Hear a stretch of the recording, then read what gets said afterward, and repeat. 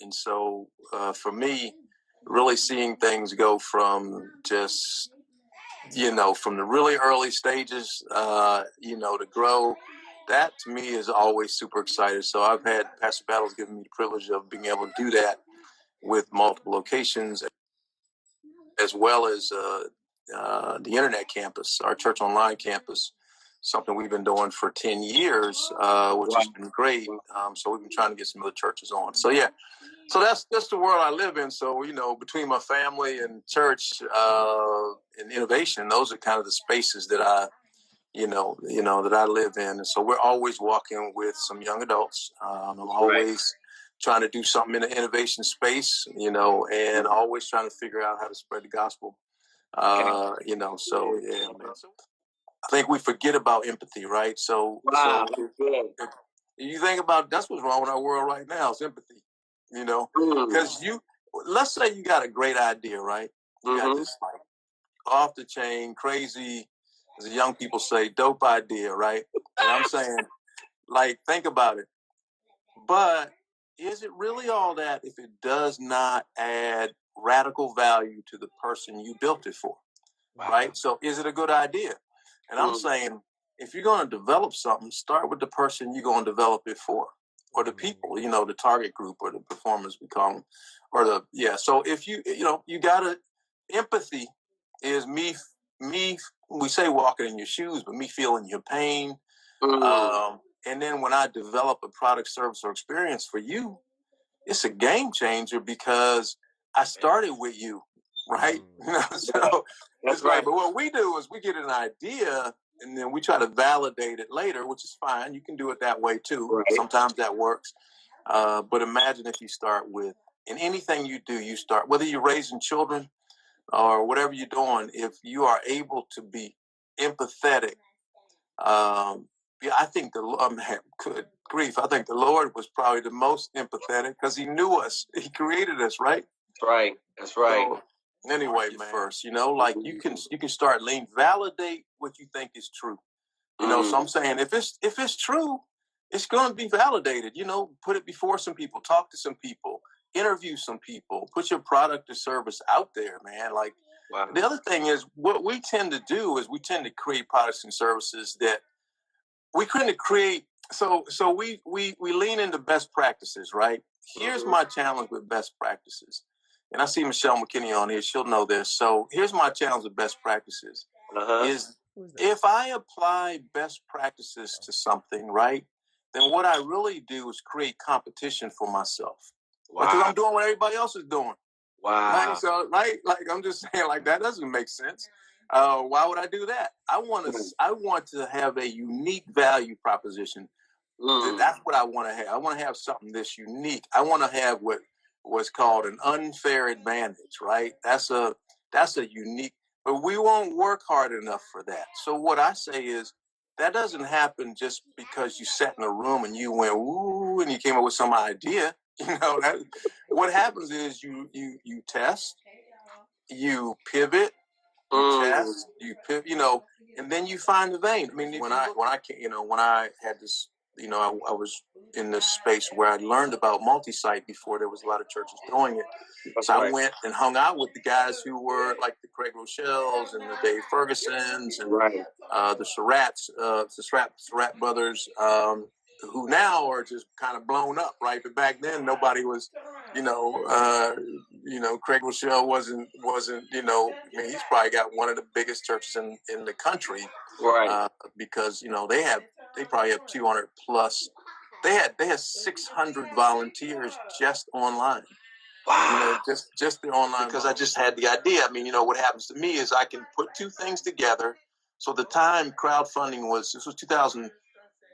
Well, actually, it was probably 12 when I first discovered through, Kickstarter wasn't the first one, but they were one that was very popular.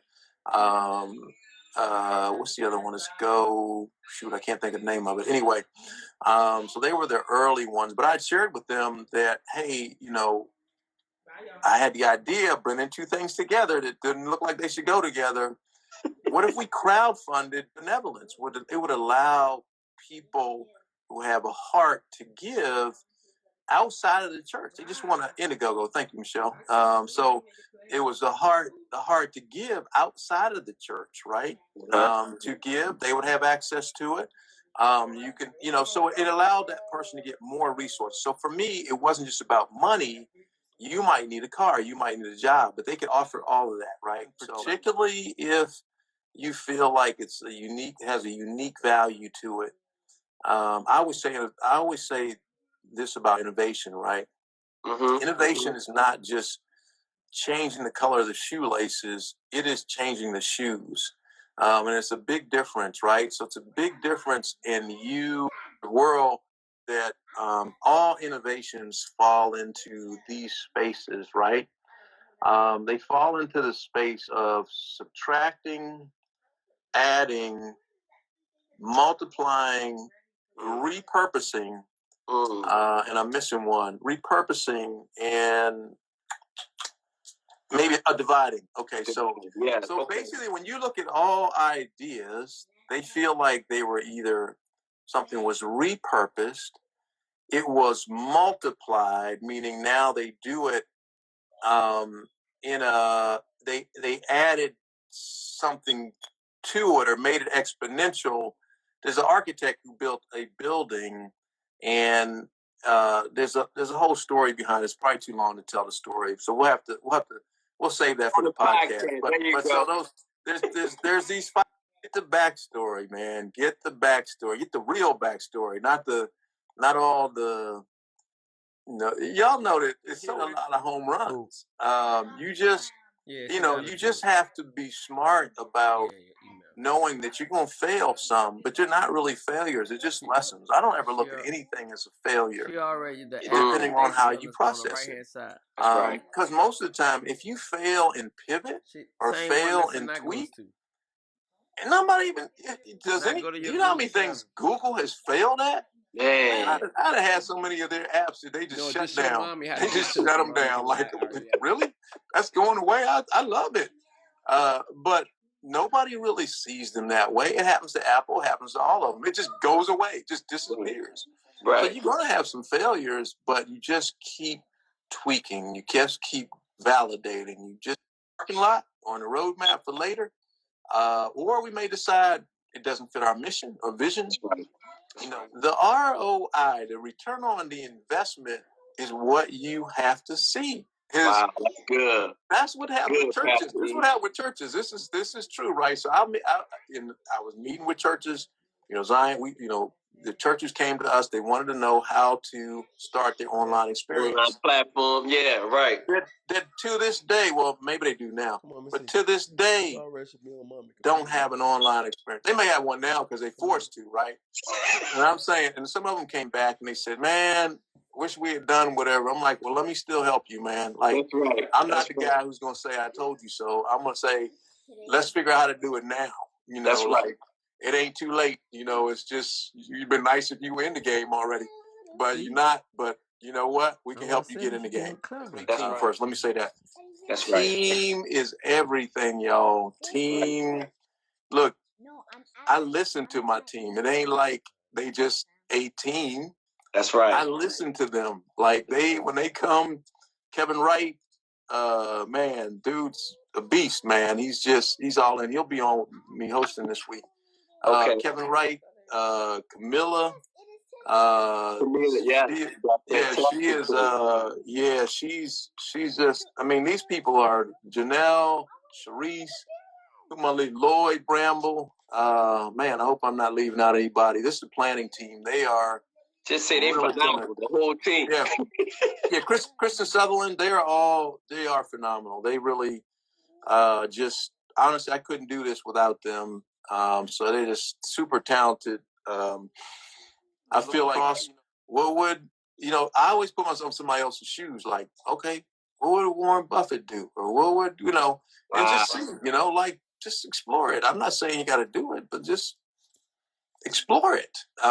10 years ago, I remember you saying different things like, hey, what you think about this if we can have a live person, but he's really not live? And I remember you used to talk about this, and we'd be like, what's he thinking about? But now it's existing. Now online is working, and so I know you just gave so many nuggets, man. I know people just waking up. I know some people just going to see it. They're going to see it all day. But I thought it was just a blessing where you can step outside of the box and just, this is your strength. This is what you do. So I'm so thankful, Pastor E. I'm no, thank you. Back. Like, think bigger. Like, we solve problems because we solve them together. We're empathetic and we think bigger. I mean, so I'm I think that's really important, and decide on who you're going to hang around at the end of the day. I mean, obviously you need if you're a believer, you need to be intentional about, having friends who are both saved and unsaved. But, if you're an entrepreneur, you need to surround yourself with like-minded people. If you want to be innovative. That question to yourself. The reason why we preserve everything else for the future and nothing to do with what actually breaks your heart. So you actually wind up doing a job that you don't love and you don't care about because you're preserving yourself, because you know what?